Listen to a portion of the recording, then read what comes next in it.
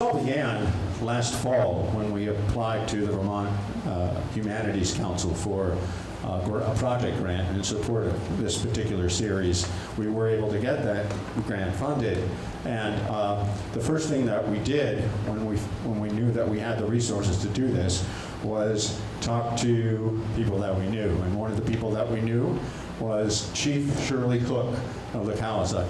And Shirley put us in touch with a lady named Deb Rieger, whose Moccasin Treks radio program, nationally syndicated for many years, has been documenting, in a sense, the struggle of our Vermont Abenaki community for recognition, and it has happened. And so she was there to document that as well. So Deb told me about a fellow named Rick Hunt, and I called Rick up late last year. We had a wonderful phone conversation. In that conversation, he happened to mention that there was a book that he looked to for solace and inspiration for many years. He called it his Bible, and an author of that book was Evan Pritchard.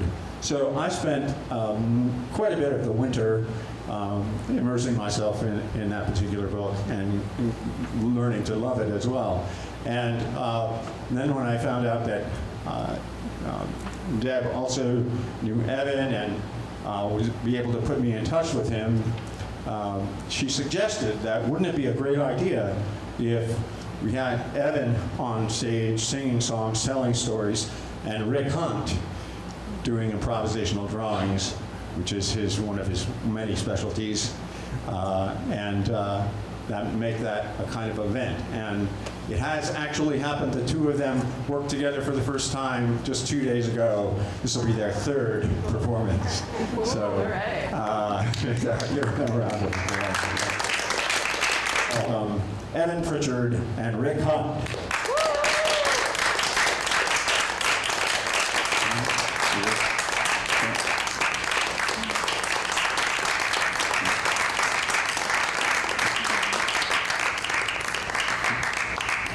Abenaki culture, and I have been since 1990, and I met several elders then. Abenaki, one was Irvin Polchis, who's hasn't been around for a while, but also Molly Keating, who was also not only a native elder but a scholar. And she preferred Abenaki, but there are others who have other opinions about the accent. We will talk about that later. But that's how I got into this. So not like a fly-by-night, how you say, spokesperson, but a lifetime spokesperson for Abenaki. One of the reasons is my mother was a Mi'kmaq or Micmac living on the Saco River. And she used to go down as a child. In those days, young women walked around unescorted, and very brave ones. And my mother would go down, and right near the beach, there were these basket makers, and she would talk to them for hours. And they were mostly Abenaki, because the Saco River is the homeland of the Sokoki, really. There's an island at the falls, the Saco Falls, called Saco Island. And in historical times, there was large villages of Sokoki Abenakis there. And she would go down and she would talk to them. She said, "Well, I'm Micmac, and who are you?" And they would say, "Well, we're Sokokis, and we're part of the Abenakis." So she always talked about that. And she also told me that the local yokels would call them gypsies. And don't go near the gypsies because they might kidnap you. So this was her story, right? Doesn't make it sound familiar. But she knew better. She knew they weren't gypsies. They were as local as you could get. And so I always, from a young age, I realized that what you hear in the mainstream may not be the truth. But it's a revolutionary thought, right? So, and it kind of cured me ahead of time of a lot of things. So I want to show you, there's a lot that, well, first of all, I feel that in order to understand a culture, you can hear about all these statistics and all these different words, but you don't get a feeling of the culture until you hear the music. So always try to play the flute before any talk that's somewhat scholarly. And I have a special microphone here, and it's set on flute, you see. So this is a cedar flute, traditional native flute. This flute is actually made by Tiokas and Ghost Horse, who was on Pacifica Radio, and we have a Pacifica Radio announcer over here. Where's Deb Greger? I don't see. Oh, I can't even see you up there. She's raising her hand. So, yeah, so this was a birthday present for me. And it actually, see, this is the thing, I'm going to talk about preserving carefully the details of the oral tradition, because you never know why they're there. So, for example, this is from the Lakota Sioux, and this man's great-great-great-great-great-grandfather was called Sitting Bull, who was a great musician, wrote 100 hit songs for the Sioux that they still sing today, and this is no exaggeration. Lance and the Shield, you can read about it in Nutty's book. But anyway, so it said, yeah, this knowledge of how to make a flute was passed down by his grandfather, one of whom was Sitting Bull. And he follows it exactly, even though he doesn't necessarily understand why. So he's playing it for a while and realized that this flute plays most bird calls in the key that the birds sing in, and that's a big difference. Then you can fool the birds, and I thought, I can actually speak to the birds, but the problem is, I won't know what I'm saying. I probably will be saying, marry me, or I kill myself. So anyway, it's nice to have that. I'm not going to do that tonight because of that reason a bird might come in and fall in love. So I want you to close your eyes and go on a journey with me into the past, into the Winooski Valley, to the land of wild onions, without moving a foot from where you stand.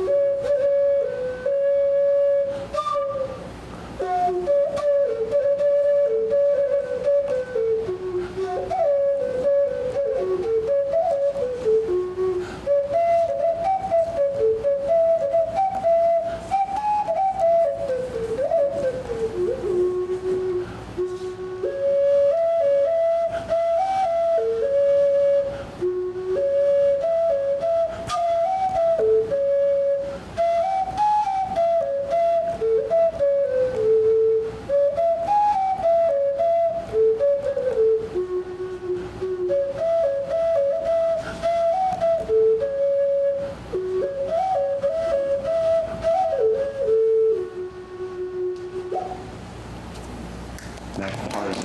Thank you.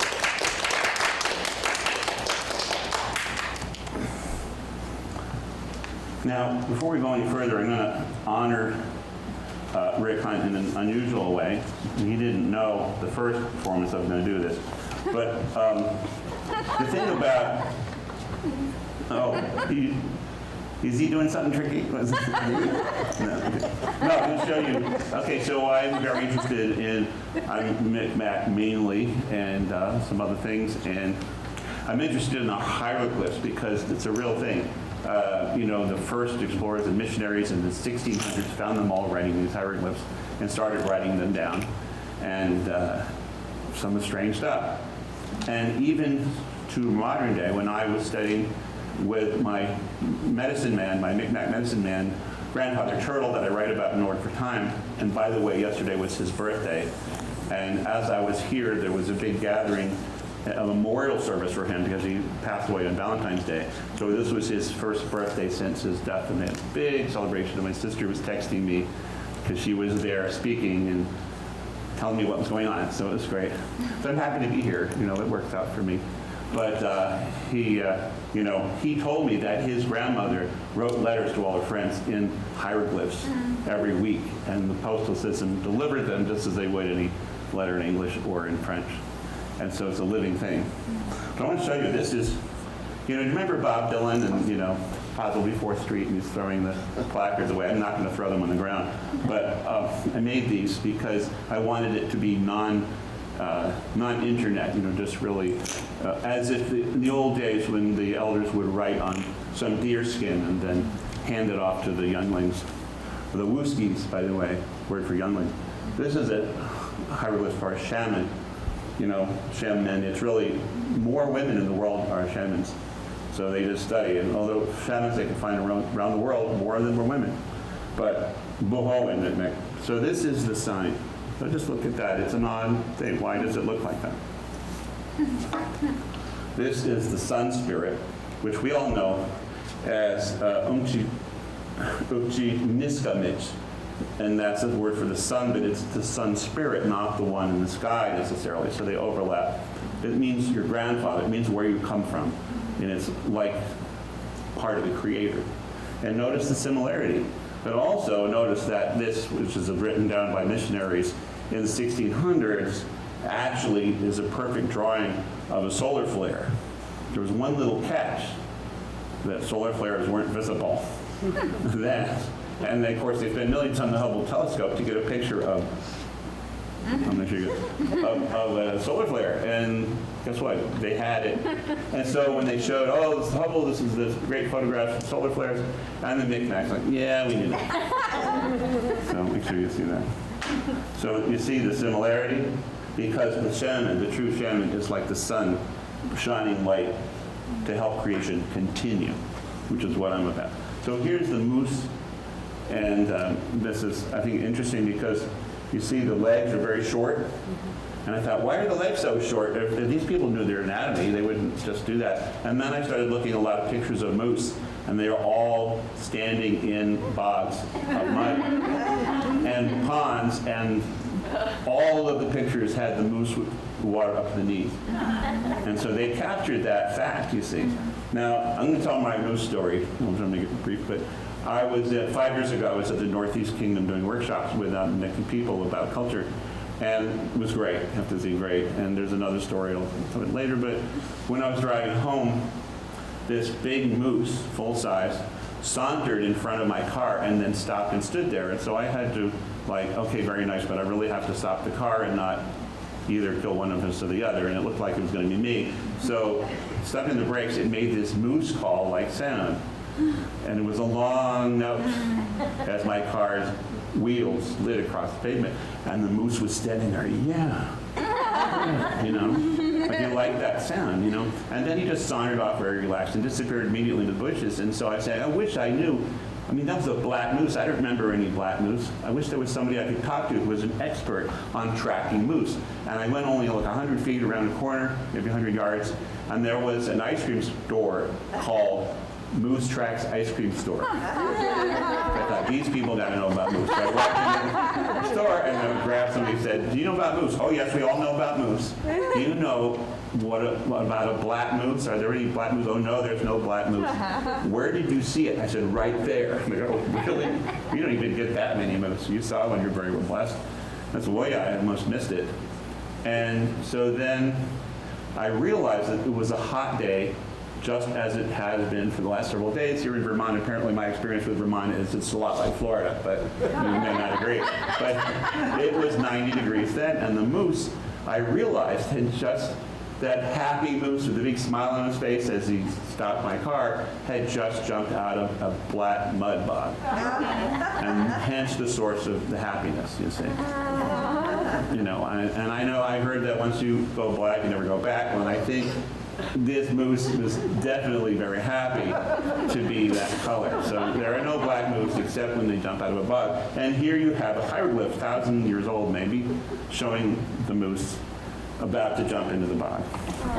And that ties in also with a story in part 2. Here's Grandfather Bear, and this is a Gizibo Moween in my language. Moween means the one who eats the berries. And you notice it looks a little bit like Thurber, right? But also, it very much looks like some of Rick's drawings. And when I saw it, I said, oh my God, that's Rick. Rick Hunt lived thousands of years ago and made these That was the 60s. That's the 60s. I say, if you remember the 60s, you weren't there, right? I'm going to be thinking about that all night. Thanks a lot. Okay, so here's the hieroglyph for bears. And we're going to be talking a lot about bears because they're a big part of local culture. Awasos. And as a matter of fact, Rick Hunt's car license plate says 1 Awasos. I took a picture.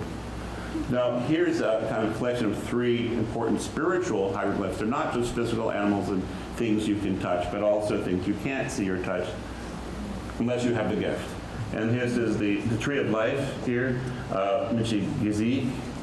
That's the hieroglyph of the tree of life. I think it's a crosscut. This is a Manitou, and I'm not going to explain why it has horns, but the eye is the single eye of the soul or the spirit. And this is the travel, I think. I'm just intuitive.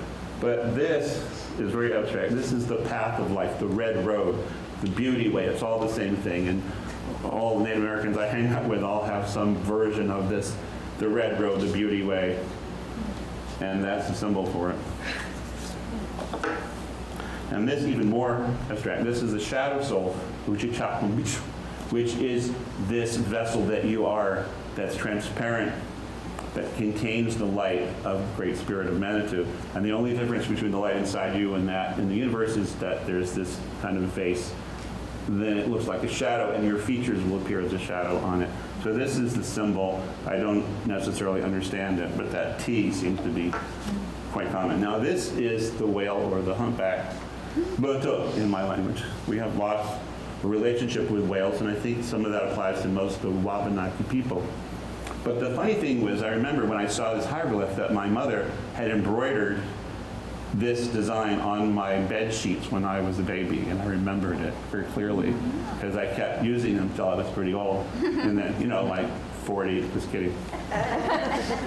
But she embroidered it on there. And I said, how is that possible that my mom, living in suburbia, would do a hieroglyph in an actual one? And I thought, well, she must have had that from her father and his father and his father, passing that down somehow. And so she put it on mine. So that would always love the whales, which the Mi'kmaq people do. So there's another ancient hieroglyph.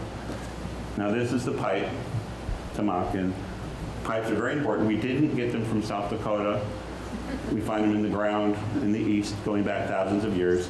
And all the stem pipes, all the bowl or elbow pipes in the world, all descend from our pipes, by the way.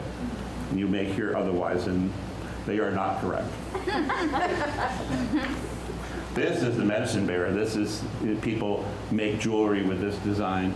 But this is what, if you were really hunting a bear, really hungry and wanting your bear hunt to come out right, you might draw this hieroglyph on a rock. And again, look just like something Rick Hunt would do. So how did Rick Hunt get back thousands of years and draw these on rocks? I don't know. Okay, so this is an important one. This is Abistinuj. And this is in the story of creation, which I've written about many times about Glooskap going through the first man and becoming hungry. And then the Abistinuj, or the pine marten, will show up and basically agree to be hunted so that the human beings won't die out. It's a very sacred animal, and he's surrounded by this circle of life and light. Now this is the last one. This is one of my favorites. I really love this. This is Mother Earth. You notice that there's a kind of a longhouse, and we had longhouses here when there were enough people to fill it. And then the longhouse is on her head because we all live on Mother Earth, right? Let's never forget. Also in her right hand, there's, right hand, is a tree representing that in her palm of her hand, she protects all the trees. She loves them. And over here, she has a bow and arrow showing that she monitors and oversees all the hunting so the animals will thrive and not be lost. And I know she's doing the best she can with what's going on these days. So I wanted to start with that. And I also have this. I want to tell you the bear story, the robin and the bear story, as Rick draws it. Now, the missionaries, the Pelletiers, were surprised that Indians, Native Americans, Iroquois, Algonquian, including the Abenaki, all knew that that big constellation called the Big Dipper was a bear. And they had similar stories, but not the same. And some of the ones you hear, there's very simple ones. But the bear is Awasos Asok, is a sky bear, and represented by the 4 stars of the dipper part, the bowl of the Big Dipper. And then there's the handle. And the story, the first 3 of these hunters are pursuing the bear, represented by the stars in the handle. And there are robin, because robin is a red star that's right on his tail, and is this really intrepid hunter, very brave, and one of the largest stars, actually. And then you have chickadee, who is very small but very sharp hunter, good eyes, and chickadee has a small pot that he carries with him, and that's this star that's right next to him. They're twin stars. And so that's, I think, interesting. And then there's moose bird at the end of the handle, and that's the gray jay, and that's a bird, that still exists and comes and raids your camp sometimes and steals your food. Not a lofty power animal. Okay, so these are some of them. And then beyond that, beyond our conventional concepts today of what the celestial bear is, they had an expansive view, including Boots and Corona, the Corona, constellation. And so they had more characters. So there's we have two owls, a large owl and a small owl, and one other. So they're also in Boots, and there's another blue jay. So these all have, Abenaki names that sometimes share, but I want to go ahead and start the story, and I found that it's best to tell the story with some music.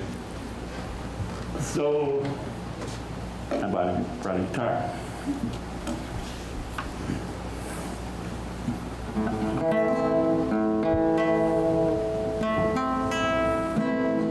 So imagine, what do I do?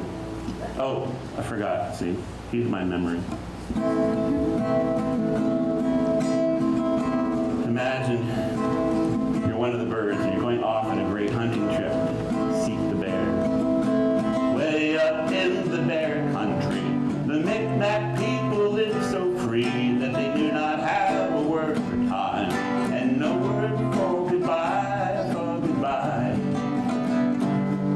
And when they leave their friends at home and they go out hunting all alone, they do not think about the time and they do not say goodbye, just good day. And they never have to say, hey, don't cry, there's no word for goodbye.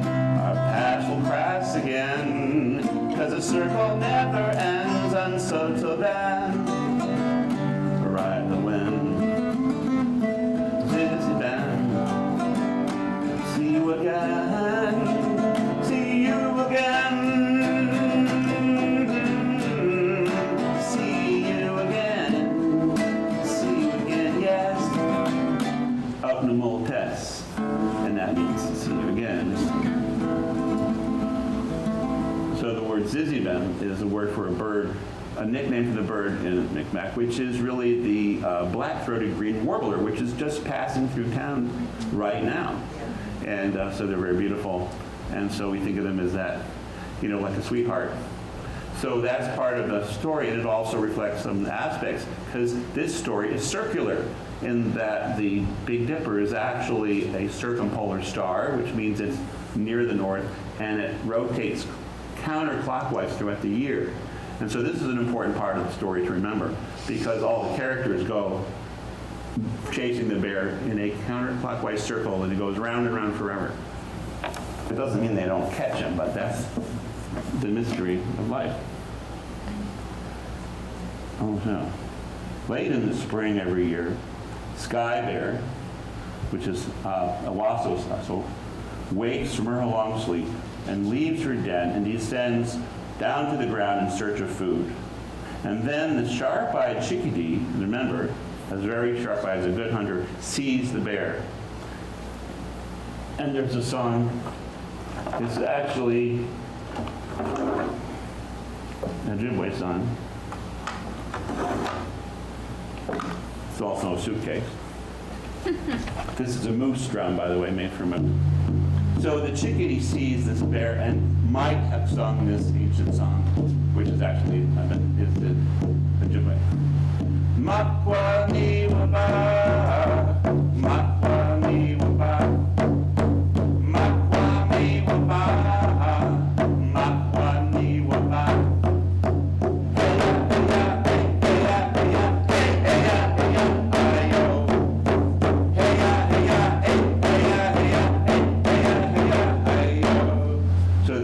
Song, it means bear, I see you. So it's like in sign language, you always do sign during this. You say matwa, which is like matwa. Can you do this? This is the hand sign for matwa. And then ni, me, I. And then this is I see you. Okay, so Makwa, I see you. So that goes along with the words Makwa ni waba. And then in heyo heyo, you go like this, like, Brother Bear, I stand beside you, Brother Bear. And this means more power to bears, as if they really need it. At home I have this, I went outside and all the boxes had been knocked over. Remember my house where I live in the mountains, and there was these giant teeth marks into this can of peanuts, and there were no peanuts anymore. But anyway, this is, I want you to do the sign language with me. I'm just gonna do this song. You can sing along now, you know the words, and do the sign, because I can't.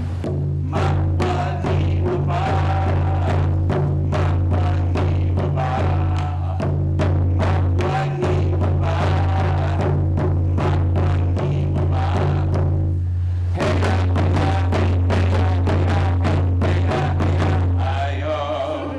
makwa ni waba.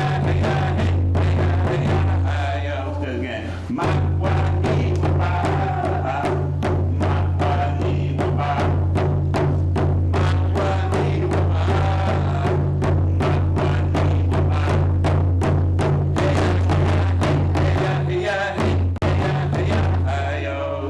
Hey ya, ayo. Do it again. Makwa ni waba, makwa ni waba. And then a cappella, everybody.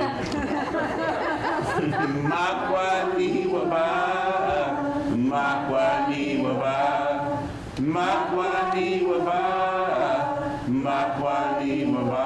Next. Yeah. Very good. So I'm just assuming that Chickadee would have sung that song, being the first to see the bear, but he was too small to chase the bear and hunt it by himself. So he called all of these other hunters, and these 7 now hunters begin the chase. Of course, they placed Chickadee in the middle so he wouldn't get run over and lost, and he put his pot in between him and the 2 of the larger birds, so he would not lose his way. And they pursued the sky bear because they were very hungry. And then there's a song which we might as well sing. This is also Ojibwe, but we're all related. It's a beautiful song. Kichimi kwechma kwa naniku. Hey ya, hey ya, hey ya, oh kwa naniku. Okay, so Manitou is spirit, but Makwa is bear. Kichimi kwechma kwa naniku. Hey ya, hey ya, hey ya, oh Makwa Manitou. And the second verse is about all animals, in case they meet any animals that they want to hunt. Kichimi kwechma Manitou. Hey ya, hey ya, hey ya, oh Manitou. Let's do those 2 verses all together. And it's easy. Kichimi, oh, Kichi is great. Miigwech is thank you in that one. Kichimi kwechma kwa Manitou. Hey ya, hey ya, hey ya, oh Makwa Manitou. No, animal. Kichimi kwechma Manitou. Hey ya, hey ya, hey ya, oh Manitou. So this is a song you sing, you know, when you're addressing the spirit of bears to help you in the hunt. So that would be something they would certainly do. And then now they're chasing, again, the bear and asking the spirit of the bears to help them. And through the summer, the bear, Owasos, flees across the northern horizon knowing he's being pursued by these hunters, and they fire arrows at him, and they don't all miss, but they nick him or her. This is a she-bear. And these arrows maybe cut into the heel of the bear or maybe the side, but small wounds. And so what happens is the bear lowers in the sky down towards the horizon during autumn, you know, September. The bear gets down further low because it's losing energy, and it's bleeding once in a while on the leaves on the mountains. And so sometimes even today in September you'll see some leaves are red and some are not. That's because, you know, he's only bleeding once in a while. Okay, but her energy is depleting slowly, and she sinks down like an old balloon, you know. And they're still hunting that bear. And so what happened was the bear starts to turn around, Rick, starts to circle counterclockwise, going up. No,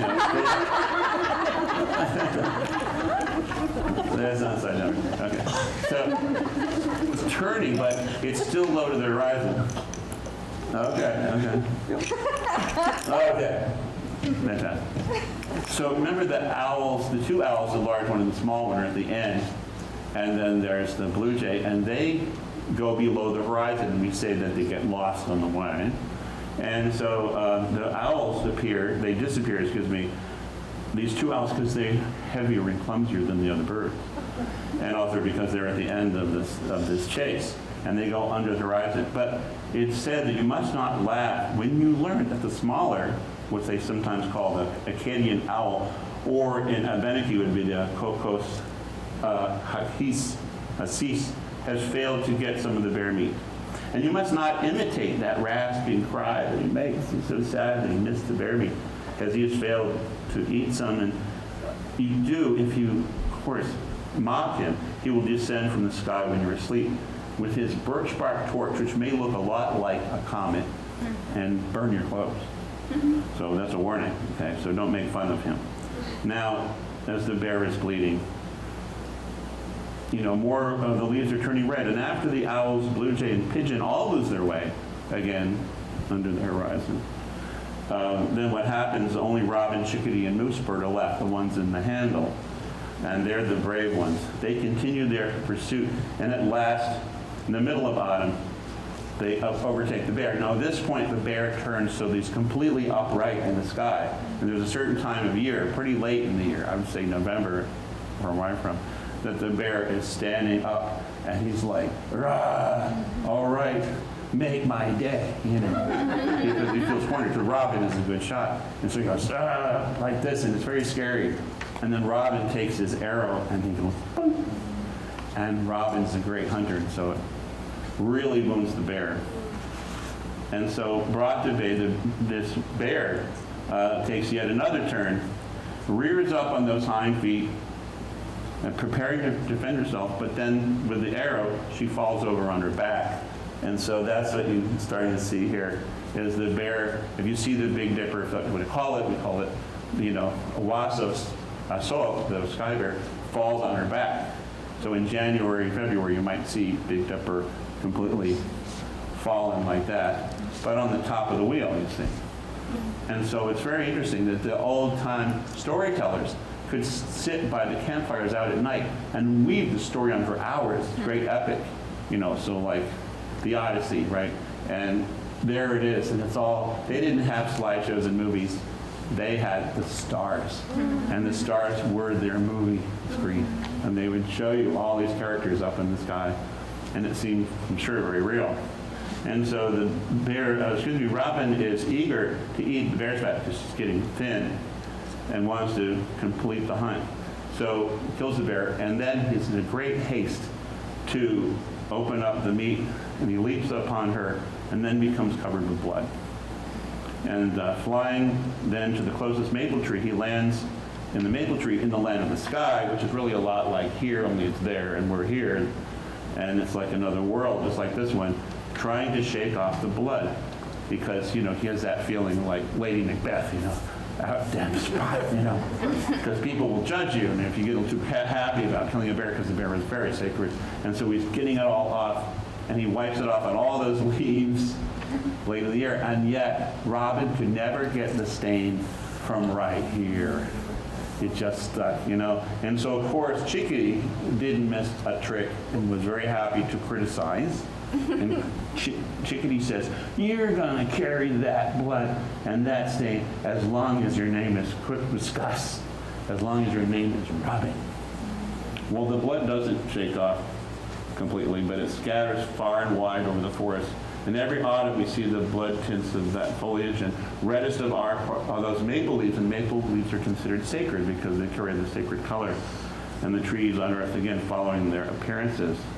Now, sometime after Robin kills the bear, Chickadee then arrives on the hunting scene. And together they cut up this body, this big bear body, and they build a fire. They place some of the meat in that pot, the quatis in Abenaki, the pot that Chickadee brought, to cook it. And as they're about to eat, guess who shows up?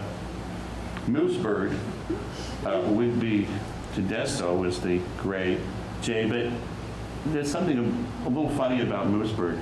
Well, he had lost the trail, and that shows that nobody wants to in our culture, there's nothing honorable about losing the trail or getting lost in the woods. That's like not something you'd be proud of. But he did. But we found it again. He saw them, but he didn't hurry. He just went very slowly over because they were doing all the hard work.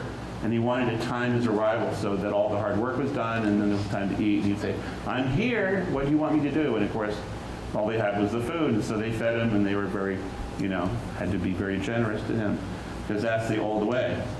And so he didn't mind being so late as long as he got all the meat and full share, in fact. So he was so impressed with his success at their generosity that he has never again hunted for himself and follows hunters around until they hunt something. And then he shows up and he eats the meat. And that's still true of the gray jay or the Canadian jay, moose bird today. They show up, they raid your camp, they eat your meat.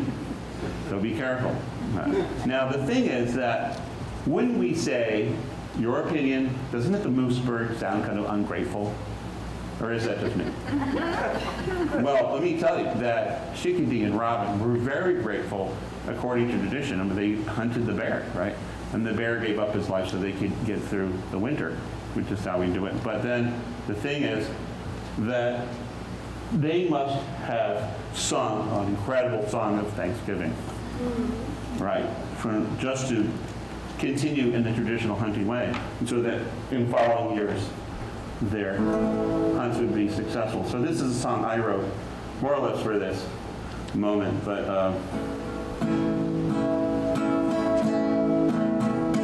so this is a song that if Robin and Chickadee had guitars,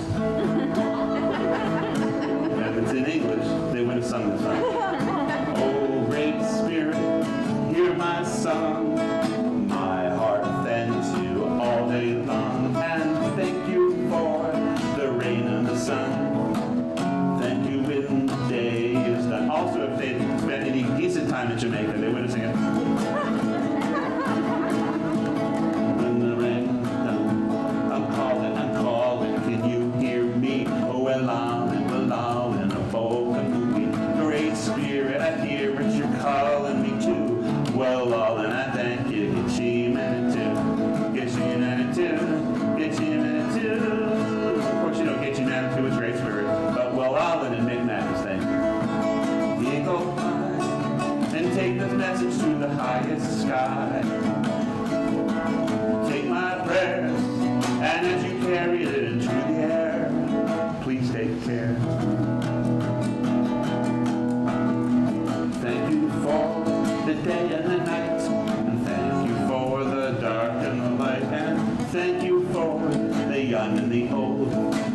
Thank you for the heat and the cold. I'm calling, can you hear me? Oh, well on, and a moke and a wheat. A great spirit I hear you calling me to. Well, all and I thank you, Gitchi Manitou, Gitchi Manitou, Gitchi Manitou. And you can sing this part too. Eagle fly and take this message to the highest sky. Take my prayers, and as you carry it into the air, please take care. So that's the sing-along part. Thank you for the fish and the fowl, for the eagle and the owl. Thank you for victories, and for bringing me to my knees. I'm calling, can you hear me? Oh, well, and a poke and a wee. The Great Spirit I hear, I'm calling to. Well, all and I thank you, Gitchi Manitou, Gitchi Manitou, Gitchi Manitou. Eagle fly and take this message to the highest sky. And sing along. And take my prayers, and as you carry it into the air, please take care. Thank you for the fish and the fowl, and for the eagle and the owl, and thank you for the food that I eat, whether it is sour or sweet. I'm calling, can you hear me? Well, all and a poke and a wee. A great spirit I hear what you're calling me to. Well, all and I thank you, Gitchi Manitou, Gitchi Manitou, Gitchi Manitou.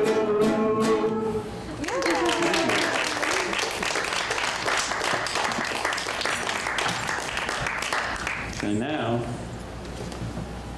now they're all feeling grateful. And this is how grateful, Robin and Chickadee were feeling, because they had hunted the bear successfully, and the bear had given his life so they could eat. Now, on the other hand, of course, Moosebird, still to this day, will raid camps and eat your meat without giving you any thanks at all, or for the animal. And so that is why the other birds named him He Who Comes In at the Last Moment Bird. And there are some people that should get that name too. But we won't mention that. So, Quitwiscas and Keji Giggles Hasis, which is the word for chickadee, that's Robin and Chickadee and Beneke. They were very generous, so of course they're generous, and they share their food with Moosebird, because that's the old ways. Before they eat, Chickadee stirs the meat in the pot, and the other two dance around the fire. And such was the custom in the good old days of the Wabanaki, when the Wabanaki people were all brothers, and they all helped each other all the time. And they felt it their duty to share their food with each other and to thank each other all the time, and to thank Great Spirit Chimanatu for their happiness. Now, there's another song that fits, this on me, because we're talking about the ancient days. All the elders, I went around for 30 years and still do, talking to elders in the field, Native American elders, traditional elders, and I asked questions, and I asked them what the old days were like, and every one of them has told me they believed that thousands of years ago, all our Algonquian people, Kichi Atuk Wogan was the name they used, which means the people that wear the deer skins. But thousands of years ago, everything was really great. It was just, like paradise. It's just everybody helping each other, everybody, banding together, dancing together at night. They all said it was very beautiful. And even 20 years ago, I experienced moments of this with gatherings of Native people. And I don't, now after COVID, we're going to have to build it back up again. And this is part of that, and you're a part of it. The idea that, we are helping to preserve and reconstruct a beautiful way of life. Not just a way of life, but a really wonderful way of life. So this is a song, and there's a story of this song. This is a very, very, very old song. And then it goes, I'll sing it to you.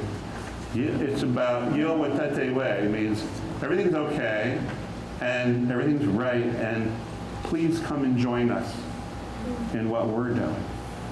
See? So I wanted to add a little guitar part to make you feel maybe a little more sentimental about these ancient times. Yo, Watate Way, Watate Way, Watate Way. Yo, Watate Way, Watate Way, Watate Way. Yo, Watate Way, Watate Way, Watate Way. Yo, Watate Way, Watate Way, Watate Way. So that's the sweetness that many elders feel through the old days, where you can just kind of join in. And so if I were to translate this song and sing it this way: come and sing a song, and sing a song, and sing a song. Come and join along, and join along, and join along. A song about the way they used to play all through the day, and dance the night away, and Kintake, and Kintake. Makes me want to cry. Kintake is power dance, a sacred dance. And now this part I want you to sing. Yo, Watate Way, Watate Way, Watate Way. Put your heart into it. Yo, Watate Way, Watate Way, Watate Way. Yo, Watate Way, Watate Way, Watate Way. Yo, Watate Way, Watate Way, Watate Way. And gather around the fire, around the flames, around the flames. You'll be glad you came. We feel the same. We feel the same. Come enjoy the day. Enjoy the day. Enjoy the day. Everything's okay. It's all okay. And you can stay. Now join. Yo, Watate Way. Watate Way. Watate Way.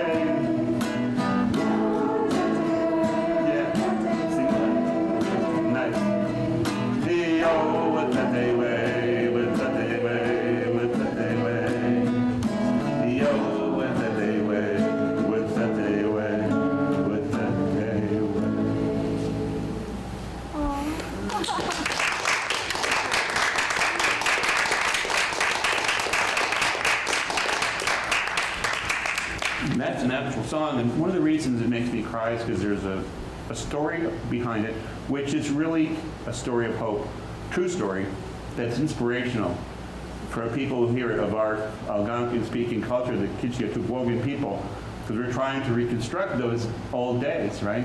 And how does that happen? Well, we're sometimes isolated, we get a little piece of our heritage, and we hold on to it, and we try to remember it exactly, right? Because we don't know what it fits into, something else.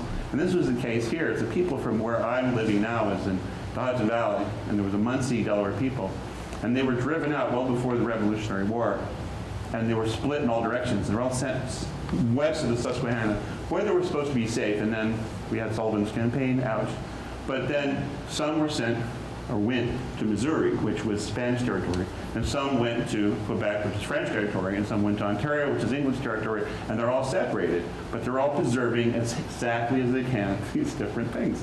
So what happened was the group in Missouri found something called, they heard about something called the Louisiana Purchase, and soon they were part of the new state. So the United States didn't want them, they sent them away, said get out of here. They went to Texas, which of course was going to be Spanish forever, right? Not. So they had a big settlement. They're called then the Delawares, right? The Munsee, known as Munsee Delaware. And so they had this big settlement in this part of Texas on the Brazos River. But of course, you know what's going to happen. They're going to be kicked out. But the local peoples, that have their different accents, they call them Delawes. Delawes instead of Delawares. Oh, you're the Delawes. When do you get out of here? And that became the city of Dallas. And this keeps happening. They say, Muncie, Indiana, and all these places. So, Muncie, Ontario. So they had to move again. And so they moved in with the Caddos, which is an ancient culture not related to them at all, but they bonded somehow. And the Caddos swore that they would always help preserve the culture of the Munsee, even though they're not related. Well, then, of course, Texas said, we can't have you here anymore. And so they moved them to Oklahoma, and Anadarko in particular. And so they're in Anadarko for a long time. Now, here's the story where it comes into me. And we are all part of the creation stories in some way we don't know. But I got this call, and this guy wanted to see me, and he told me this story. And he says his uncle, his great-grandfather, whatever, Donadonko, got to be 90 years old, and he had memorized the Washaniekie song cycle, which is well over an hour and very difficult. And he told me this story. He says his grandfather got really ill. He was in the hospital, and one day he called all his relatives into the hospital room to say goodbye. I said, wow, he's really that sick. I don't know. So he gets up out of bed, and he begins a recital well over an hour of virtuoso Algonquin music, and then he died.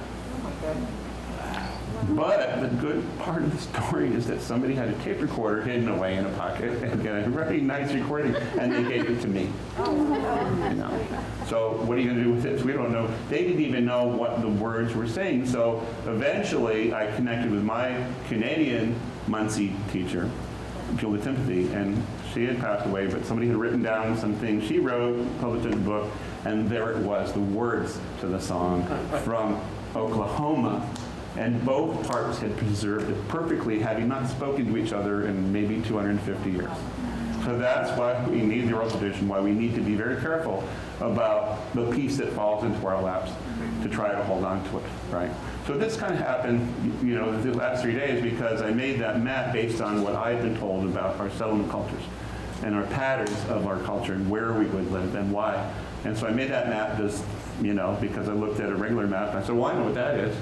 And then when I brought it in for the last 2 days, I've been hearing, oh, well, yeah, we did research there, and yes, that's where the village. How did you know? So that makes me feel good. So that's kind of what this whole weekend has been about, for me at least. So anyway, let's go back to our story. Through the winter, the bear hangs upside down.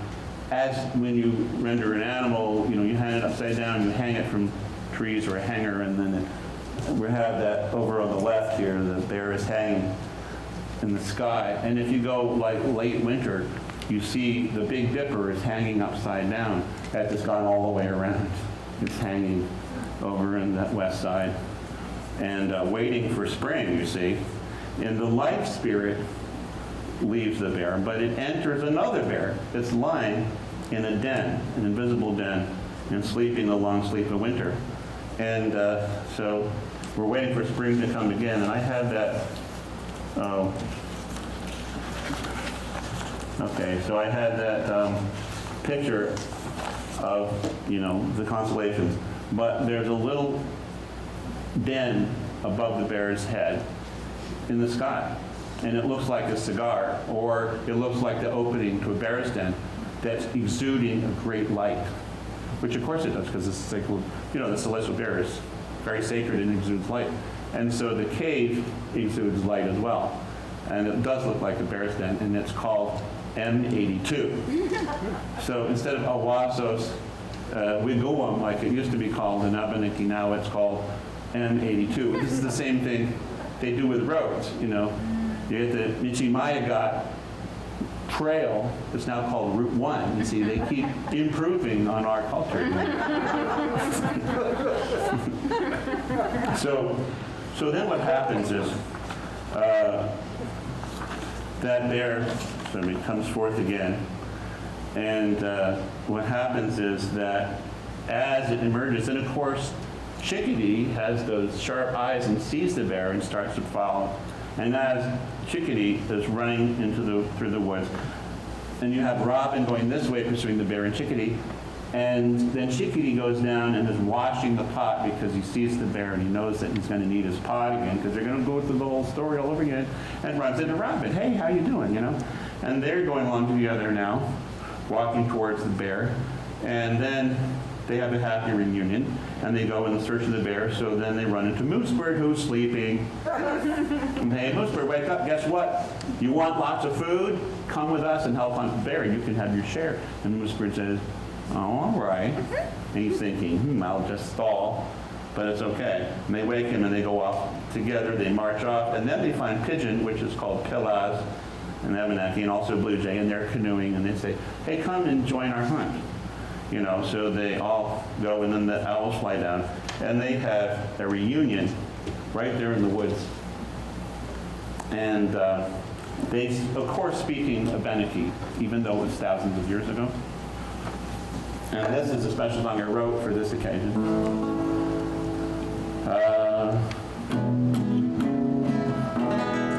So this song teaches all of these different expressions that people use when they meet in a Abenaki world. How you doing, my friend? Winter's at an end, and it's time to mend and the garden tend. How you doing, my friend? This is what they all said to each other, right? We're sure of that.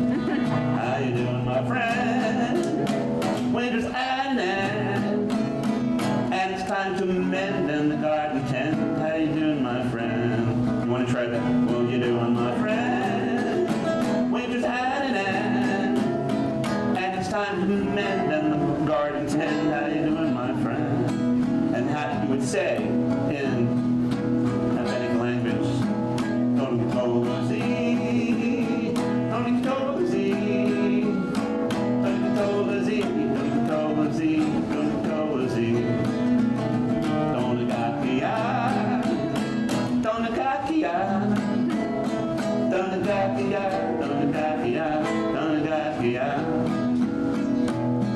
Well, it's a joy to meet a friend along life's path or highway. So come along and walk with me if you're going my way. Donagatia, Doncozy, Donagatia, Doncozy, Doncozy. This part. How you doing, my friend? Sing fun. Winter's at an end, and it's time to mend and the garden tend. How you doing, my friend? Some will say Abenaki, Dawnland people, that's the name. Others will say Abenaki, either way, it's all the same. Donagatia, Donagatia, Donagatia, Donutolazi, Donutolazi, Donagatia, Donagatia, Donutolazi, Donutolazi, Donutolazi.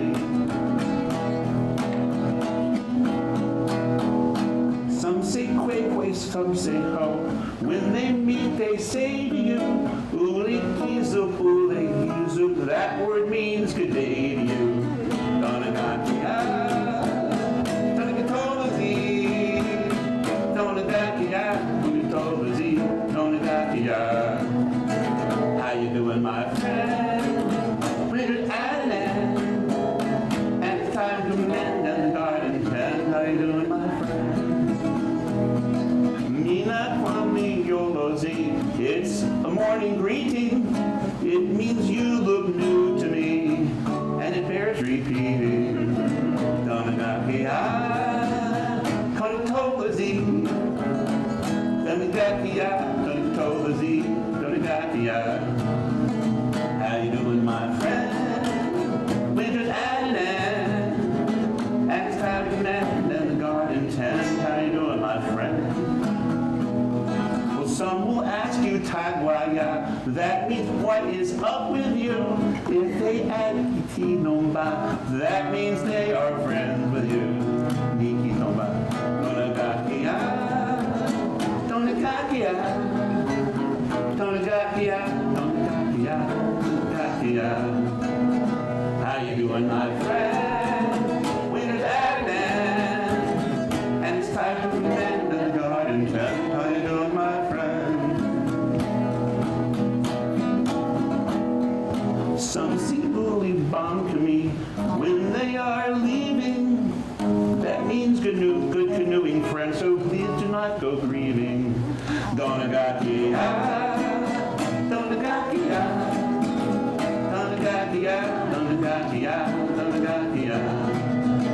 How you doing, my friend? Winter's at an end, and it's time to bend and the garden tend. How you doing, my friend? Uli nana mawizi, be of good health, safe and sound. Well, there is no word for goodbye, 'cause we'll be seeing you around. Donagakia, Donagatozi.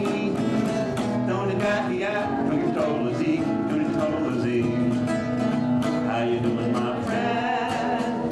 Winter's at an end, and it's time to mend and the garden tend. How you doing, my friend? Well, it's a joy to meet a friend along life's path or highway. Come along and walk with me if you're going my way. Donagakia, Donagakia. Donagakia, Donagakia, Donagakia. Everybody now, how you doing, my friend? Winter's at an end, and it's time to mend and the garden tend. How you doing, my friend?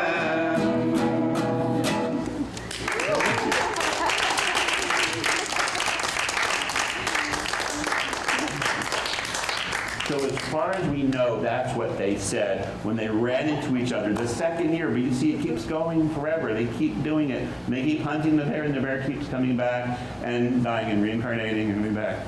In an endless cycle, just like the northern stars around the circumpolar stars around the North Pole, those stars keep going around and around. And some of them never actually go below the horizon. Some of them think of them as immortal stars. So that's how they ended up in this continual story. And so I think that, I'm going to ask you, okay, so that's the end of the story. Now,